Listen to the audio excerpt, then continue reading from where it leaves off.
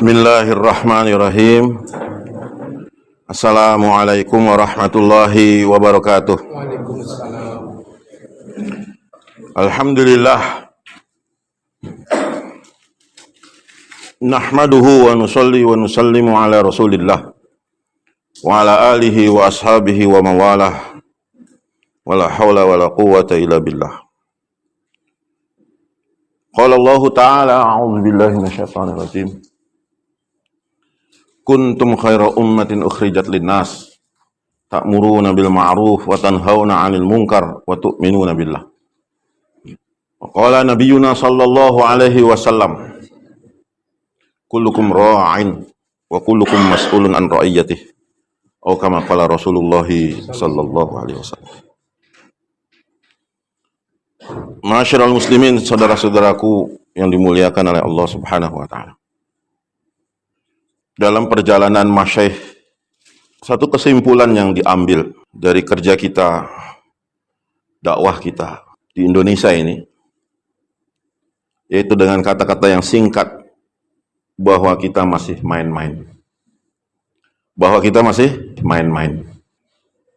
Bagaimana bisa terjadi yang dahulu angka yang kita banggakan 90% popularitas Indonesia sebagai negeri muslim yang terbanyak bisa turun hingga ke 80 sekian persen saja. Maknanya jutaan orang-orang Islam telah meninggalkan keislaman mereka. Inilah hasil dari kerja dakwah yang main-main. Tidak akan ada peningkatan, tidak akan ada kemajuan. Yang ada manusia hanya bertambah jauh. Maka kalimat masih main-main ini, hadirin yang dimuliakan oleh Allah, setidaknya menjadi pecut bagi kita. Nikmat yang begitu besar dikenalkan dengan usaha dakwah, lalu kita masih main-main dengan nikmat mana lagi yang lebih besar? Kalau kata Ustadz Harun kemarin, seandainya ada orang tua miskin udah 60 tahun ke atas, gak bisa apa-apa, bahasa Indonesia pun gak lancar, apalagi paham tentang teknologi dan sains, coba pergerakan mana yang mau menerima beliau, yang mau menghargai beliau? Partai mana yang mau menerima beliau? Udah tua, miskin, gak bisa apa-apa, gak ada potensi apapun. Mana pergerakan yang bisa memunculkan nilai dia? Bisa tidak dia seperti menjadi Abdul Somad, misalkan Ustadz Adi Hidayat atau A.A. Gim? Gak akan bisa. Satu-satunya yang bisa mengangkat derajat orang seperti itu hanya usaha dakwah. Betul tidak? Hanya usaha dakwah. Bahkan dia nggak datang, kita yang datangi. Orang yang tidak berpotensi, orang yang tidak punya nilai, orang yang tidak dianggap oleh masyarakat. Tapi dengan usaha dakwah ini dimunculkan nilai-nilai potensi yang pada dirinya itu dikeluarkan. Dia bisa orang menjadi fikirman. Dia orang yang bisa jadi yang paling banyak sambut takazah. Dia orang yang bisa menjadi paling banyak berkorban. Dia bisa ikut rombongan jalan-jalan kaki ke pelosok-pelosok desa, ke tempat-tempat yang susah didatangi. Nilai itu akan muncul. Apalagi orang yang diberi nikmat oleh Allah dengan segala keperluan, dengan segala kelengkapan, dengan segala kecukupan. Mengapa ini terjadi, hadirin yang dimuliakan oleh Allah? Karena kita tidak menganggap bahwa dakwah itu adalah kerja kita. Ini kerja saya. Ini yang bisa menghidupi saya. Ini yang memelihara saya. Ini yang menjaga saya. Inilah kehormatan saya dalam dakwah ilallah. Para anbiya, para sahabat memahami perkara ini. Makanya tertibul hayat dikatakan oleh Maulana Ahmad Lat. tertibul hayatnya manusia, tertib kehidupannya manusia, mesti mengikuti yang ditertibkan oleh Allah tanpa merubah-rubah urutannya. Yang pertama sekali, dakwah ilallah. Ini datang dari Allah dan Rasulnya. Kesibukan yang pertama, kesibukan yang paling disukai, paling dicintai oleh Allah Subhanahu wa ta'ala. Wa man ahsanu qawlan mimman da'a ilallah. Allah sendiri yang menyatakan, siapa yang berani melawan, menentang, menyanggah bahwa pekerjaan dakwah ilallah adalah pekerjaan yang paling utama. Orang yang terbaik, manusia paling istimewa, manusia luar biasa, sayyidun nas di dunia wal akhirah, di dunia dan akhirat, pertama kali diberi kerja oleh Allah, dakwah ilallah. Begitu tahu dirinya, ya ayyuhal muddassir, ya ayyuhal muzammil, maka paham diri Muhammad sallallahu alaihi wasallam, paham saya adalah seorang da'iyan, saya adalah seorang nabi yang diutus oleh Allah mengajak manusia. Maka hadirin yang dimuliakan oleh Allah, dan ini tidak sampai hanya pada diri Rasul, disampaikan kepada Khadijah paham, disampaikan kepada para sahabatnya Abu Bakar, Utsman, Ali, semuanya paham. Oh, ini kerja saya, ini kerja saya. Maka semua sahabat, mereka memahami ketika diri mereka sebagai seorang da'i ilallah, mereka menjadikan kerja-kerja yang lainnya sebagai kerja yang kemudian, yang berikutnya. Saya sebagai seorang polisi, saya seorang pedagang, saya seorang peniaga, saya pebisnis, saya petani, saya pekebut, itu adalah nomor berikutnya setelah saya adalah da'i Allah SWT. Perasaan ini hadirin yang dimuliakan oleh Allah, yang sengaja dihilangkan musuh-musuh Islam. Mereka bukan ingin kita bangun pondok besar-besar, bangun masjid besar-besar, buat pengajian besar-besar, haji, umroh, ramaikan semua. Mereka senyum, mereka tertawa-tawa. Tapi ketika umat dibikin mandul, umat dibikin tidak bisa bergerak, merasa nyaman dengan dirinya sendiri, bukan sebagai dai Allah Subhanahu wa ta'ala, ini yang mereka inginkan. Berpikir masa bodoh, hilang ihsas, perasaan bahwa saya ini bertanggung jawab atas umat. Maka hadirin yang dimuliakan oleh Allah, perasaan ini yang telah hilang. Perasaan saya ini adalah da'i Allah SWT, Khalifatullah fil ard. Saya ini marketingnya Allah di muka bumi. Saya punya kerjaan. Kerjaan kamu apa? Saya marketingnya Allah di muka bumi. Saya menyebarkan kebesaran Allah. Saya nawarkan Allah ke hati-hati manusia. Itu kerjaan saya. Siapa yang angkat? Allah yang angkat saya.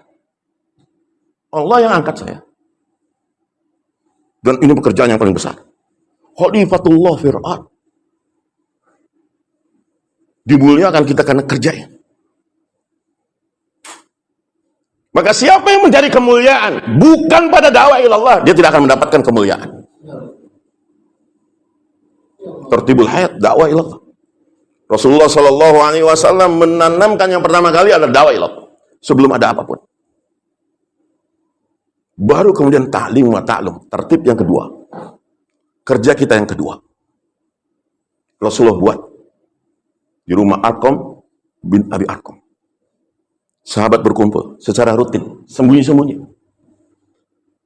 Tapi dakwah, walaupun mereka itu terjajah, tertindas, terzolimi, lihat, dakwah apakah mati? Tidak. Dakwah apakah terhambat? Tidak. Dakwah berjalan dahsyat luar biasa. Dari mulut ke mulut, bergerak sembunyi-sembunyi, bergerak sembunyi-sembunyi, bergerak. Tambah lagi orang, tambah lagi orang, tambah lagi orang, tambah lagi orang. Karena dakwah tidak bisa dihalangi. Dakwah itu tidak bisa dihalangi. Dia seperti laksana air hujan, air bah yang turun daripada langit. Seandainya di tembok, dia akan melewati tembok itu. Seandainya tembok itu tidak kuat, dia akan jebol dengan sendirinya. Kekuatan dakwah. Dia akan masuk ke rumah-rumah orang mewah, ke pagar-pagar yang tinggi, ke rumah-rumah beton, ataupun ke rumah-rumah gubuk yang sederhana. Dia akan masuk. Dakwah ilallah. Ini tertib pertama. Tertib kehidupan. Baru yang kedua, ta'lim wa ta'lum. Ada rasa tolak pada sahabat. Kehidupannya hari-hari yang mencari apa perintah Allah. Apa itu awamir. Apa hukum-hukum Allah. Apa yang Allah inginkan. Mereka mencari tahu. Apa yang membuat Allah senang. Mereka buat ta'lim. Tujuan mereka ingin tahu apa yang bisa menyenangkan Allah. Firman-firman Allah, ayat-ayat Allah. Hadis-hadis Nabi SAW disampaikan dari mulut ke mulut. Di rumah ke rumah. Laki-lakinya, wanitanya. Di pasar-pasar sibuk dengan menyampaikan firman Allah dan hadis Nabi. Taklim di mana-mana. Ini gelombang yang dahsyat, hidayah bercurah-curah. Baru ketika setelah hijrah, tertib yang ketiga datang. Zikir dan ibadah. Baru turun 5 waktu sholat. Baru turun puasa, zakat, syariat-syariat. Diturunkan oleh Allah Subhanahu wa ta'ala. Ketika apa? Ketika dakwah dan taklim sudah menjadi pegangan mereka betul-betul. Sudah menyatu dalam diri mereka. Sudah menjadi aliran darah mereka. Gak bisa lepas daripada dakwah. Gak bisa lepas daripada taklim. Jiwa mereka itu hidup dengan dakwah wa taklim. Iman mereka begitu memuncak. Sehingga apapun seberat, apapun sesusah, apapun syariat itu datang, mereka akan katakan sami'na wa ata'na. Tidak ada rasa berat sedikit pun. Para sahabat, kita udah tahu bagaimana ceritanya, kisah-kisahnya. Apa yang menyebabkan mereka begitu sami'na wa ata'na? Disuruh apa saja mau. Diperintah apa saja mau. Awamir apa saja, ahkam apa saja. Tidak ada satupun kata-kata la ataupun tidak mau daripada mereka. Laki-lakinya, wanitanya, anak-anaknya, yang tua, yang muda. Semua punya sikap sami'na wa ata'na. Ini bukan simsalabim abrakadabra. Sami'na wa ata'na itu datang karena mereka ada dakwah ilallah, ada ta'lim wa ta'lum. Ada ketundukan mereka kepada Allah dan Rasul. Iman telah terbina. Tidak ada proses pembinaan iman yang lebih dahsyat daripada dakwah. Iman bisa didapat melalui sholat. Iman bisa didapat melalui haji. Berapa orang menangis-nangis di depan Ka'bah. Iman bisa didapat melalui umroh. Iman bisa didapat melalui sedekah. Tapi tidak ada yang iman yang lebih dahsyat didapat melalui dakwah. Membicarakan Allah, Allah akan masuk ke dalam hati. Bicara Allah akan datang ke dalam hati. Tidak mungkin seorang muadzin itu tidak sholat berjamaah. Dia menyerukan Allah. Allah masuk ke dalam hati. Lebih banyak bicara Allah, Allah akan masuk ke dalam hati. Iman akan naik. Iman akan meningkat. Mengapa para sahabat memiliki iman yang luar biasa? Karena mereka tidak mungkin meninggalkan dakwah. Mereka akan datangi. Mereka datang. Mereka suka mendapat tantangan ketika dakwah itu dilakukan. Ini hadirin. Baru setelah ketika syariat mulai banyak. Dengan lapang dada, dengan lapang hati mereka itu menerima sami'na wa ata'na.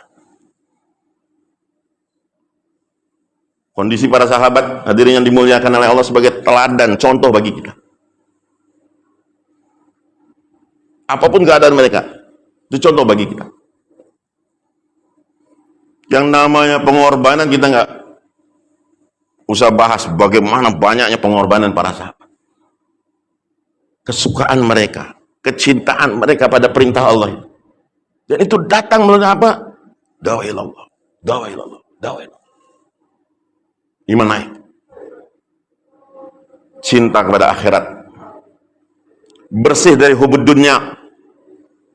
Datangnya sifat-sifat ikram, sifat ikhlas,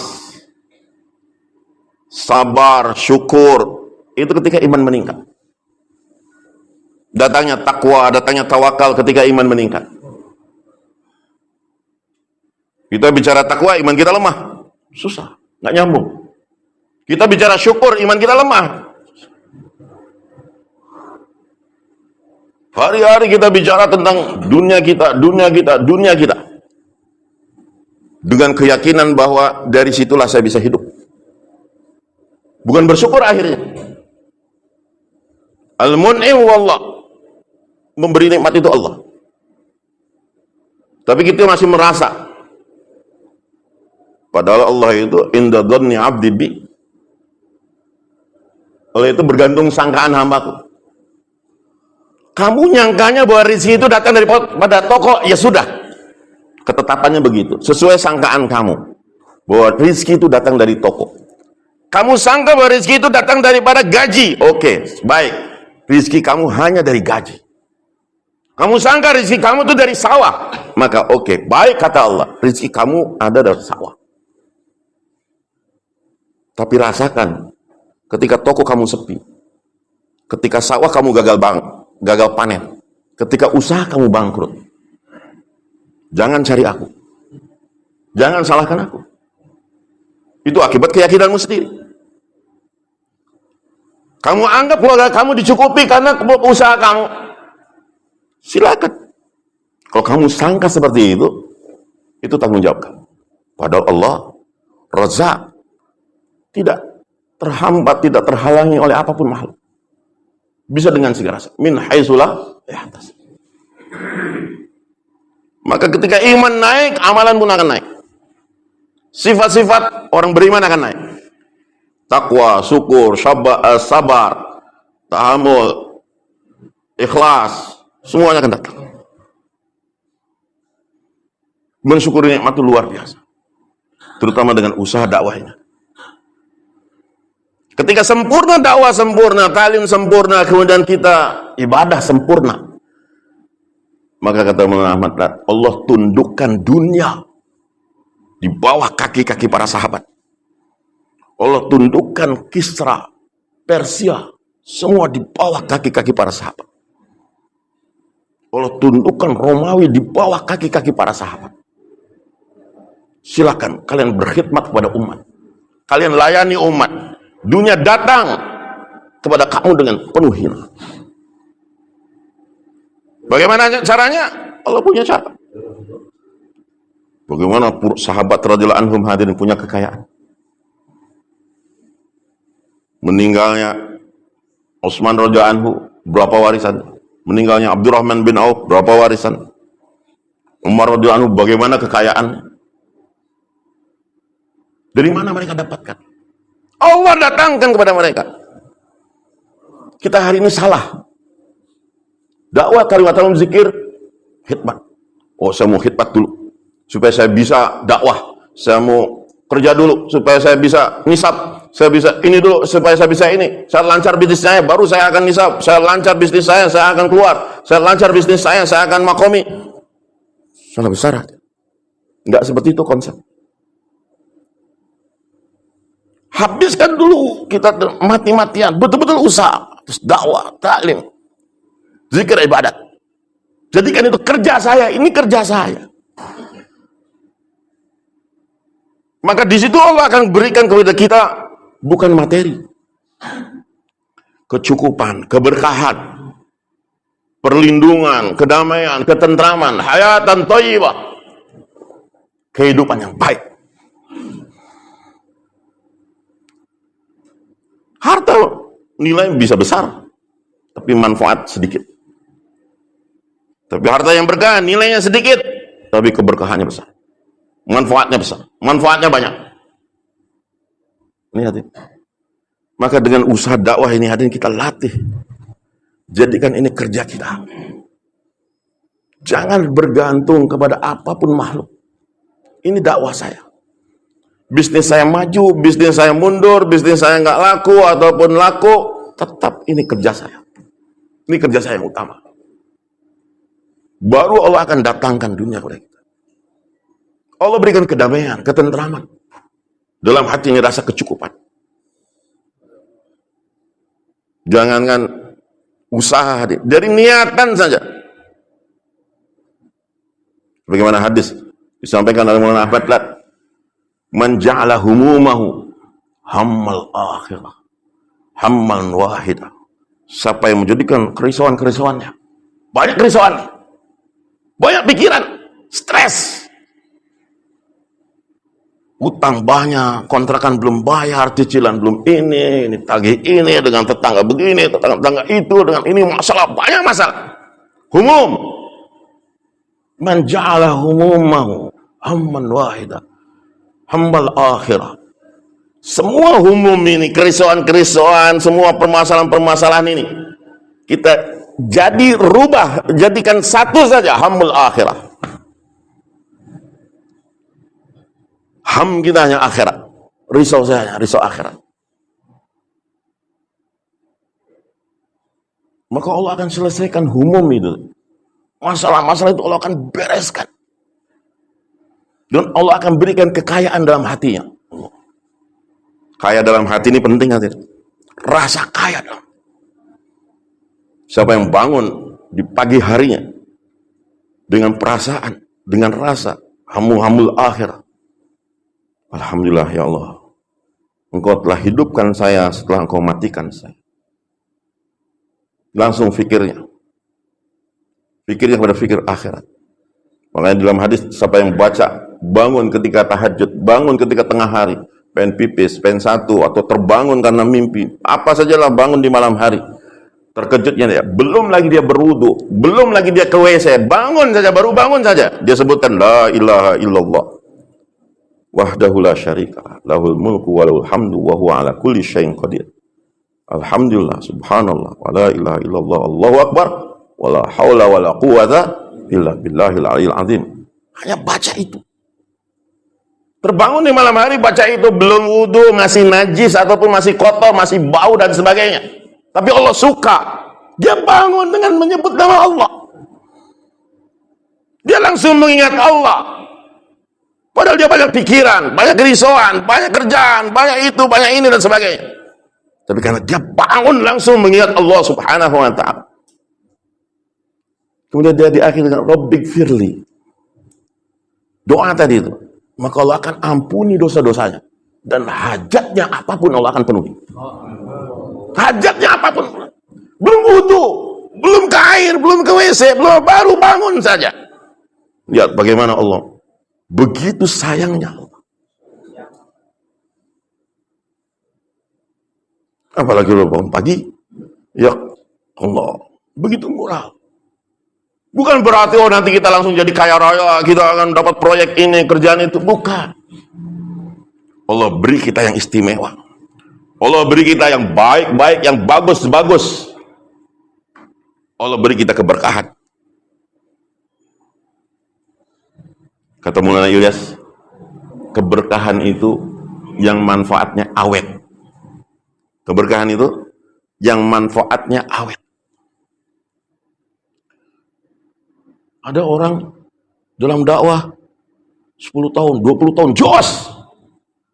Tapi dipakai Allah cuma 20 tahun saja, setelah itu nggak tahu ngilang kemana. Menghilang, Pak. Menghilang dari peredaran. Pulang dari 4 bulan, jos dia ke markas terus.